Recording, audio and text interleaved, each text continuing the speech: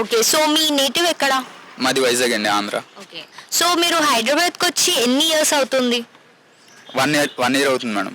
Okay. 1 year నుండి మీరు ఇక్కడ ఎలా ఉంది అంటే హైదరాబాద్లో లైఫ్ స్టైల్ ఎలా ఉంది అంటే లైక్ మీరు వేరే స్టేట్ నుండి ఇక్కడికి వచ్చారు మీ లైఫ్ స్టైల్ని చేంజ్ చేసుకోవడానికి ఆల్వేస్ మీ ఎడ్యుకేషన్ పర్పస్కి వచ్చి ఉంటారు కదా, సో మీరు ఎలాంటి చేంజెస్ని చూసారు మీ లైఫ్లో? యాక్చువల్గా నేను సినిమా గురించి వచ్చాను మేడం.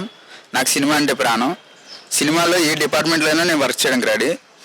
నాకు సినిమా అంతా హైదరాబాద్ వచ్చింది సినిమా గురించి.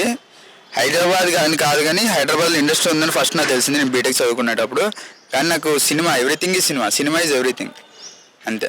ఓకే. సో ఇప్పుడు మీకు సినిమా మీద ఇష్టంతో మీరు వచ్చారు కదా, లైక్ ఎలా ఉంది, మీరు ఏమైనా ట్రై చేస్తారా ఇండస్ట్రీలో? Yes madam. యాక్చువల్గా నేను స్టార్ట్ చేయడం జూనియర్ ఆర్టిస్ట్గా స్టార్ట్ చేశాను. ప్రజెంట్ జూనియర్ ఆర్టిస్ట్గానే వెళ్తున్నాను. డబ్బులు కావాలి కదా, మనం ఎవరిని అడుక్కోలేము. అట్ ద సేమ్ టైం చిన్న చిన్న షూట్స్ అయితే చేశాను. కొన్ని మెయిన్ మూవీస్లో చేశాను, బ్యాక్గ్రౌండ్లో కనిపిస్తాను. At the same time reviews చేస్తాను. అంటే రివ్యూస్ అంటే అది నా ప్యాషన్ యాక్చువల్గా. ఇప్పుడు బాలకృష్ణ గారి ఇది చేశాను మొన్న, అది సార్ మీద అభిమానంతో చేశా. బాలకృష్ణ గారి డైలాగ్ డెలివరీ మీద ఉన్న అభిమానంతో చేశా. అలాగే కంటెంట్ క్రియేట్ చేస్తూ ఉంటా, ఇన్స్టాగ్రామ్లో రీల్స్ చేస్తూ ఉంటా, అంతే మేడం. ఓకే. సో మీరు ఎక్కడ ఉంటారు అంటే హాస్టల్లోనా రూమా? Hostel madam. ఓకే. సో జనరల్గా అంటూ ఉంటారు కదా హాస్టల్లో ఇలా ఉంటుంది, ఫుడ్ కానివ్వండి నీట్నెస్ కానివ్వండి అదంతా, సో దాని గురించి ఏం చెప్తారు? ఏం చెప్తాం మేడం అంటే ఇక్కడ ఇది అంటే కొంచెం అడ్జస్ట్మెంట్ అయితే చేసుకోవాలి మేడం.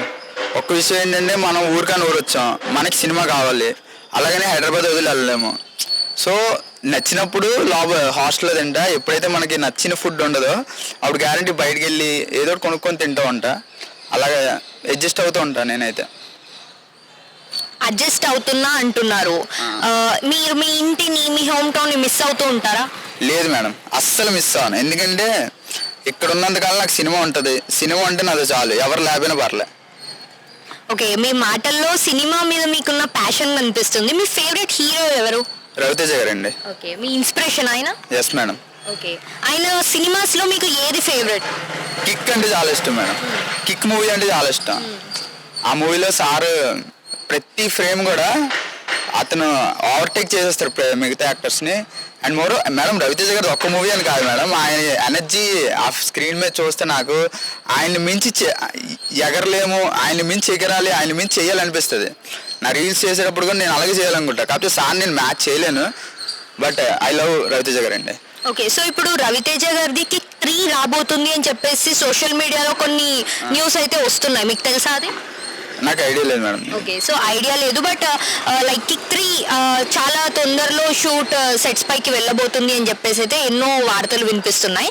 కిక్ 3 వస్తే ఎలా ఉండాలి రవితేజ గారి క్యారెక్టర్, ఆయన స్వాగ్ అదంతా ఎలా ఉండాలని మీరు అనుకుంటున్నారు?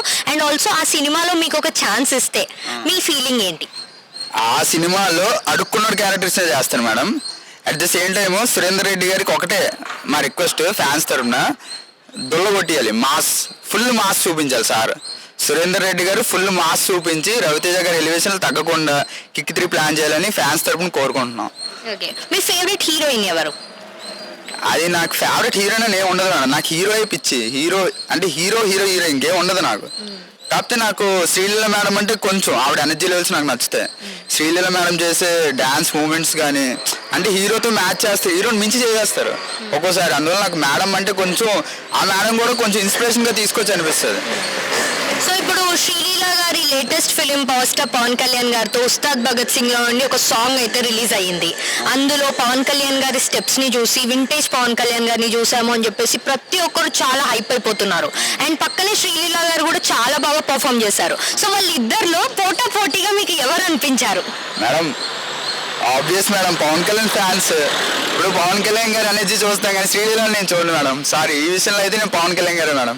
ఆ కోట్ బ్లాక్ కోట్ ఇసిరే విధానం అవన్నీ నాకు ఇంకా పవన్ కళ్యాణ్ అల్టిమేట్ మేడం. అది జై పవర్ స్టార్. ఇప్పుడు శ్రీలీల గారు రవితేజ గారు వీళ్ళిద్దరి కాంబినేషన్ లో కిక్ 3 వస్తే యాజ్ ఎ ఫ్యాన్ మీరు ఎలా ఫీల్ అవుతారు? Obviously happy madam. నేను రవితేజ గారిని చూడడమే నాకు ఆనందం. ఇంకా రవితేజ గారు కిక్ 3 అంటే ఇంకెలా ఉంటుందో మామూలుగా ఉండదు. పక్కనే శ్రీలీల గారు. శ్రీలీల చూస్తా మేడం, కెమిస్ట్రీ వర్కౌట్ అవ్వాలి కానీ అది సార్ సురేందర్ రెడ్డి గారు డిసైడ్ చేస్తారు, మనదే ఉంది.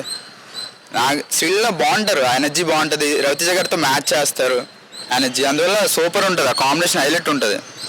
సో ఇప్పుడు మీరు సినిమా ప్యాషన్తో మీరు హైదరాబాద్కి వచ్చి కొన్ని స్ట్రగుల్స్ చూస్తున్నారు, ఆపర్చునిటీస్ కోసం ట్రై చేస్తున్నారు కదా, మీకు ఇన్కమ్ ఎలా ఉంది? అంటే ఇప్పటి వరకు మీరు చేసిన షూట్స్ కానివ్వండి, ప్రమోషన్స్, రివ్యూస్, వీటిలో మీకు ఇన్కమ్ ఎలా ఉంది?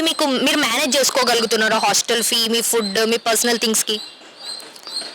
మేనేజ్ అంటే మేడం, అంటే మాకు పెద్ద ఏం రాదు, రోజుకి $500 ఇస్తారు. కాకపోతే విషయం ఏంటంటే అది కాకుండా 500 ఇస్తారు, అలాగే మేనేజ్ వాటితోని వెళ్ళడం, షూట్స్కి వెళ్ళడం, మంత్లో 20 days షూట్స్ కవర్ చేసుకోవడం, ఈ మా అమౌంట్ అంతా కలెక్ట్ చేసుకొని హాస్టల్ ఫీజు కట్టుకోవడం, మళ్ళీ అదే కృష్ణనగర్ వెళ్ళడం, షూట్ గురించి ట్రై చేయడం, వీళ్ళు కాల్ పట్టుకోవడం, అది కామన్ మేడం. ఎక్కడ ఏ ఫీల్డ్లోనైనా మనం తగ్గితేనే ఎదగలం మేడం, తగ్గపోతే ఎదగలేం.